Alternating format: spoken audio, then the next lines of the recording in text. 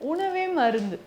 இப்போ நம்ம சொல்ல போறது அப்படிதாங்க. ஒரு சிறந்த உணவு முறை. எதுக்காக அப்படின்னு பார்த்தோம்னா, மூட்டு வலி.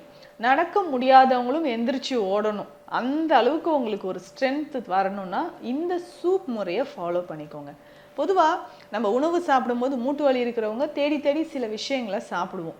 அந்த மாதிரி ஒரு விஷயத்தை தான் இப்போ நம்ம பார்க்க போறோம். இந்த ஆர்த்ரைட்டிஸ் அப்படின்னு சொல்றது பெண்கள் நிறைய பேருக்கு ஒரு பெரிய பிரச்சனையாக இருக்குங்க. ஏன்னா மெனோபாஸ்க்கு அப்புறம் 50 வயதை கடந்தாலே கால்சியம் லெவல் உடல்ல குறைய ஆரம்பிச்சிடுது. நடக்க முடியலங்க அப்படின்வாங்க. மூட்டு வலி, மூட்டுல வந்து ஒரு வீக்கம் இருந்துகிட்டே இருக்கிறது நம்ம பார்க்குறோம். மூட்டுல வீக்கம் வந்து கால்கள் எலும்புகள் ரொம்ப தேய்மானம் ஆயிடுச்சு, சைனோவியல் ஃப்ளூயிட் நமக்கு குறையுது, லிகமெண்ட்ஸ் ரொம்ப வீக் ஆயிடுச்சு. இந்த மாதிரி கண்டிஷன் தான் நம்மில் நிறைய பேருக்கு இருக்கு. அப்போ இந்த கண்டிஷன் சரியாகிறதுக்கு நம்ம என்ன பண்ணலாம்?